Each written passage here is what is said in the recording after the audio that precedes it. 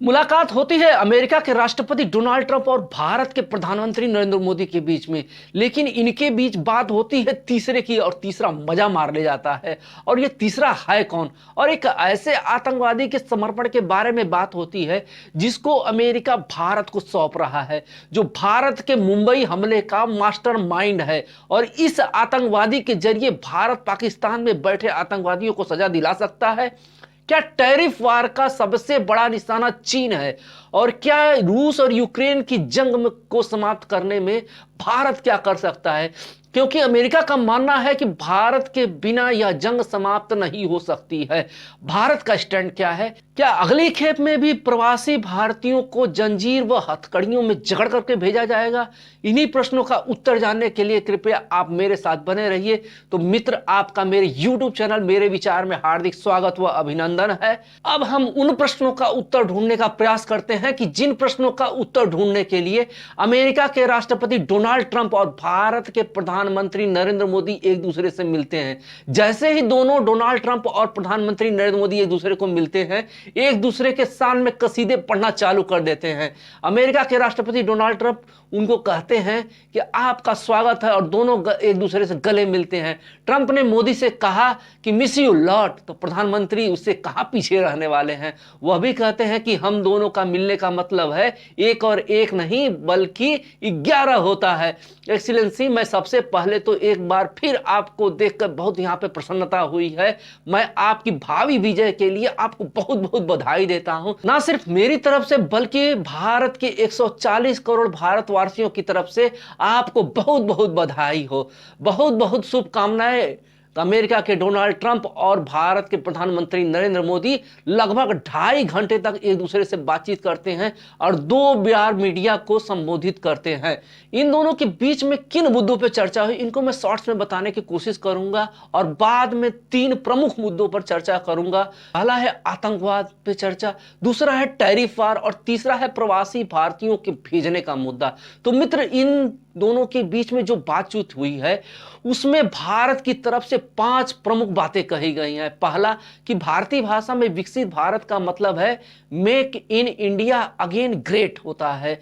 दूसरा, energy infrastructure के क्षेत्र में निवेश को बढ़ाएंगे, आई सेमीकंडक्टर और क्वांटम पर मिलकर काम करेंगे, न्यूक्लियर स्मॉल मॉड्यूलर रिएक्टर को बनाने की दिशा में सहयोग करेंगे और लॉस एंजलिस और बोस्टन में नए कॉन्सुलेट खोलेंगे। यह भारत की तरफ से बात कही गई है। अमेरिका तरफ से जो बातें कही गई हैं उसमें प्रमुख रूप से मुंबई हमले का आरोपित तहूर राणा को भारत को भेजा जाएगा, जिससे कि इस्लामिक आतंकवाद के खिलाफ लड़ाई लड़ी जाएगी। एशिया पैसिफिक के लिए भारत एक अहम देश है और भारत के साथ में डिफेंस बिजनेस बढ़ाएंगे। भारत को तेल व एनर्जी सप्लाई करने पे सहमति बनाई गई है। एआई डेवलप करने के लिए भारत से साथ में मिलकर काम करेंगे और अमेरिका का भारत के साथ में व्यापार घाटा जो कम से कम करने का प्रयास किया जाएगा। यह तो मोटा मोटी बात जिस पर कि भारत और अमेरिका की सहमति बनी। लेकिन जो सबसे प्रमुख मुद्दा है वह है आतंकवाद से लड़ने का। अमेरिका मुंबई हमले का सबसे बड़ा आतंकवादी तहूर राणा को भारत को सौंपेगा। क्या इसको सौंपने से भारत उन आतंकवादियों को पहुंचने का प्रयास करेगा जो मुंबई हमले के मास्टरमाइंड हैं? यह तो आने वाला भविष्य ही बताएगा। लेकिन अगर अमेरिका पूरी साफ नीयत के साथ भारत के साथ खड़ा हो गया तो आतंकवाद को खत्म किया जा सकता है और पाकिस्तान के हर एक आतंकवादी को घर में घुसकर मारा जा सकता है। और जो सबसे प्रमुख मुद्दा रहा इन सब में कि अवैध प्रवासियों को भारतीयों में अमेरिका से भेजने का मुद्दा, क्योंकि आप लोगों ने देखा कि अमेरिका में किस प्रकार से अवैध प्रवासियों को जंजीरों में जकड़ करके भारत को भेजा गया। क्या आने वाले जो खेप है वो जो 15 फरवरी को आने वाली है उसमें भी उसी प्रकार से भेजा जाएगा? यह तो अमेरिका पर ही डिपेंड करता है। लेकिन उनका कहना है कि जो लोग अवैध रूप से दूसरे देश में रहते हैं उन्हें वहां रहने का कोई अधिकार नहीं होता है। हमने हमेशा कहा है कि जो लोग भारत के नागरिक हैं और अवैध रूप से अमेरिका में रह रहे हैं उन्हें वापस भेजने के लिए आपको तैयार रहना पड़ेगा। भारत इसके लिए भी तैयार रहना पड़ेगा। यहां पर भारत मानव तस्करी पर कड़े से कड़े प्रतिबंध लगाने का प्रयास कर रहा है, क्योंकि ये जो लोग भी एक सामान्य परिवार से आते हैं इनको बड़े बड़े सपने दिखाए जाते हैं और उन्हें गुमराह करके अमेरिका ला जाता है। अमेरिका और भारत दोनों मिलकर के इस सिस्टम को जड़ से खत्म करने का संकल्प लेते हैं। इसके अलावा रूस और यूक्रेन के बीच में जो जंग चल रही है, भारत का कहना है कि पूरी दुनिया तो यह मानती है कि भारत न्यूट्रल है, लेकिन भारत न्यूट्रल नहीं है, भारत का भी अपना पक्ष है। भारत का यह पक्ष है कि शांति से समस्याओं का समाधान किया जा सकता है, जंग से नहीं बल्कि शांति से निकाला जा सकता है। अगर दोनों देश मिलकर के एक दूसरे से बात करें तो जंग को खत्म किया जा सकता है। राष्ट्रपति ट्रंप ने जो पीस का इनिशिएटिव लिया है, भारत उसमें पूरा सहयोग करेगा, इस जंग को समाप्त करने का प्रयास करेगा। अब उस मुद्दे की चर्चा करते हैं जिससे कि पूरी दुनिया में हड़कंप मचा के रखा हुआ है। सबसे गजब की बात है कि भारत और अमेरिका की इस बातचीत का फायदा तीसरे व्यक्ति को व्यक्तिगत रूप से मिल होने वाला है, उसका बिजनेस बढ़ने वाला है। तो मित्र, आप लोग मेरे साथ में बने रहिए, आगने वाले टॉपिक बहुत ही महत्वपूर्ण है, इसका प्रभाव आपके जीवन में पड़ सकता है। अमेरिका के राष्ट्रपति डोनाल्ड ट्रंप और पीएम मोदी के बीच 2 घंटे की मुलाकात होती है।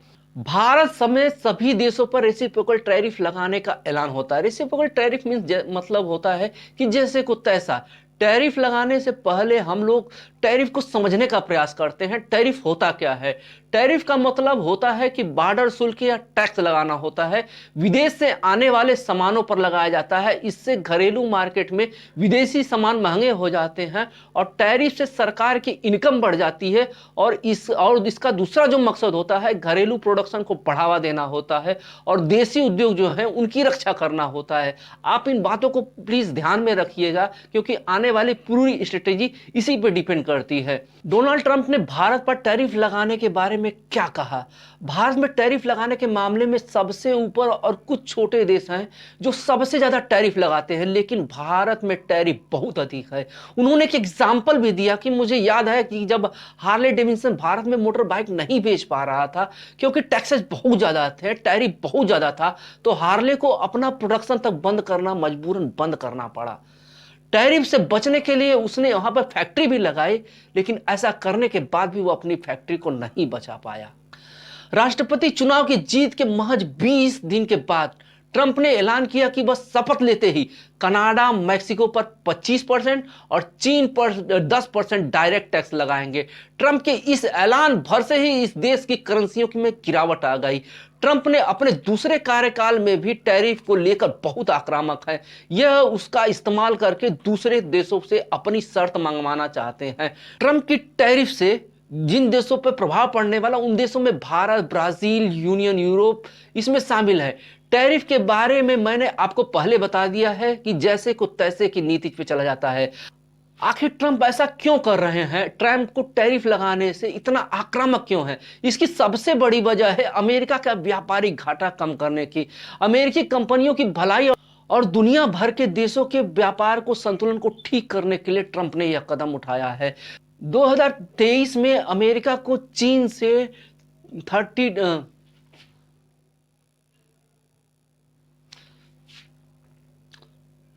2023 में अमेरिका को चीन से 30.2% और मैक्सिको से 19% और कनाडा से 14.5% का व्यापारिक घाटा हुआ है।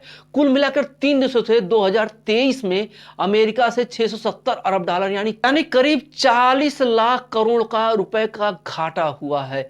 यही वजह है कि ट्रंप ने इन देशों पर टैरिफ लगाया है। और यह टैरिफ लगाने को क्या फायदा होगा?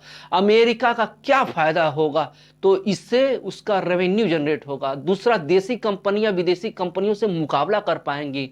लेकिन टैरिफ वार से भारत को क्या फायदा है? चीन से वह कैसे मुकाबला कर पाएगा?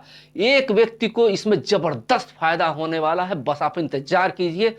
ट्रंप के दोबारा राष्ट्रपति बनने के बाद भारत सरकार ने टैरिफ रेट में बदलाव किए। द हिंदू की रिपोर्ट के अनुसार में भारत ने टैरिफ रेट में 150%, 125% और 100% वाले करों को समाप्त कर दिया है। अब भारत में सबसे ज्यादा टैरिफ रेट 70% है। भारत में लग्जरी कार पर 125% टैरिफ था, जो घटा करके 70% कर देगा। यही उस व्यक्ति को फायदा पहुंचा रहा है जिसके बारे में हम बात करने वाले हैं। ऐसे में साल 2025 में भारत में एवरेज टैरिफ रेट जो है वह 10.65% है। जब चीन पर टैरिफ रेट बढ़ेगा तो भारत के सामानों की मांग अमेरिका में बढ़ेगी। इसका व्यापारिक फायदा पाने वालों में भारत चौथे नंबर से ऊपर आ जाएगा और चीन को इससे बहुत बड़ा घाटा होगा। और जो कार पे 70% टैरिफ लगाया गया, इससे सबसे ज्यादा फायदा आने वाले वक्त में एलन मस्क को होगा। एलन मस्क ने जनवरी 2021 में बेंगलुरु में टेस्ला कंपनी का रजिस्ट्रेशन की प्रक्रिया शुरू की थी, लेकिन तब ऐलान किया था कि अक्टूबर 2021 तक वो टेस्ला इंडिया के मार्केट में एंट्री लेगी।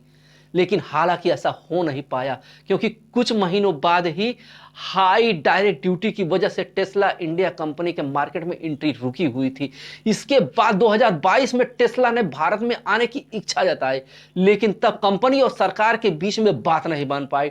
टेस्ला ने सरकार को पूरी तरह से असेंबल गाड़ियों पर लाने पर लगने वाले ड्यूटी के 100% से घटाकर 40% की मांग की थी, लेकिन कंपनी चाहती थी कि इन गाड़ियों को लग्जरी गाड़ियों में न बल्कि इलेक्ट्रिक गाड़ी माना जाए। लेकिन सरकार ने कहा कि दूसरे देश से इंपोर्ट की जाने वाली किसी भी इलेक्ट्रिक व्हीकल पर इंपोर्ट ड्यूटी को माफ करना या कम करने का उनका कोई इरादा नहीं है। सरकार ने कहा कि अगर टेस्ला भारत में मैन्युफैक्चरिंग प्लांट लगाने का कमिटमेंट करती है तो इंपोर्ट ड्यूटी में छूट देने पर विचार किया जाएगा। हालांकि मस्क चाहते थे कि पहले कारों की भारत में बिक्री की जाए, फिर प्लांट लगाया जाए, जो कि बिजनेस का बेसिक रूल नियम है। इस इंपोर्ट ड्यूटी को कम करने से $40,000 से अधिक वाली कारों पर, जिन पर की इंपोर्ट ड्यूटी 125% से घटा करके 70% कर दी गई है, और लिथियम आयन बैटरी पर टैरिफ को खत्म कर दिया गया। इससे एलन मस्क की गाड़ियां सस्ती हो जाएंगी। एलन मस्क को एक बहुत बड़ा मार्केट मिल जाएगा। एलन मस्क की तो बल्ले बल्ले हो गई है। आने वाले भविष्य में एलन मस्क शायद अमेरिका के राष्ट्रपति हो सकते हैं, जिस तरीके से उनका काम करने का तरीका है और उनका दिमाग है।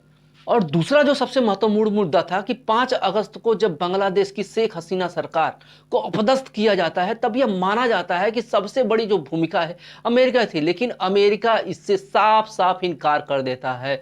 वह कहता है कि मोदी जैसा निर्णय लेना चाहे वैसा ले सकते हैं, यानी आने वाले वक्त में बांग्लादेश में बड़ा परिवर्तन देखा जा सकता है। मोहम्मद यूनिस और उनके मौलाना जो भसड़ मचा के रखे हुए हैं, सरकार को शायद बदला जा सकता है, बस वेट एंड वॉच रहेगा।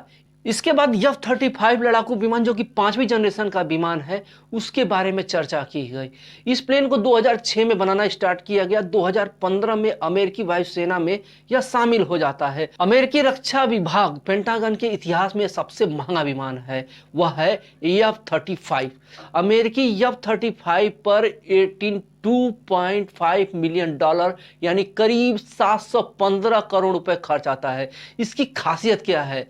यह एक एडवांस फाइटर है जो कि रडार के पकड़ में नहीं आता है। F-35 जेट एक मल्टी रोल कॉम्बैट एयरक्राफ्ट है और यह एक बार में 2800 किलोमीटर की दूरी तय कर सकता है।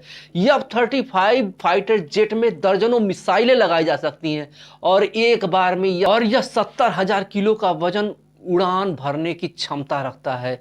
तो यह गजब का विमान है और इसको लेकर के भारत और अमेरिका में डील होती है। आने वाले वक्त में पाकिस्तान और चीन की क्या प्रक्रिया होती है, यह देखने वाली बात होती है। प्रधानमंत्री नरेंद्र मोदी और अमेरिका के राष्ट्रपति डोनाल्ड ट्रंप ने जो भी घोषणाएं या समझौता हुआ है, वह एक व्यापारिक समझौते हैं। आने वक्त में इसका इम्पैक्ट क्या होगा, यह देखने वाली बात है।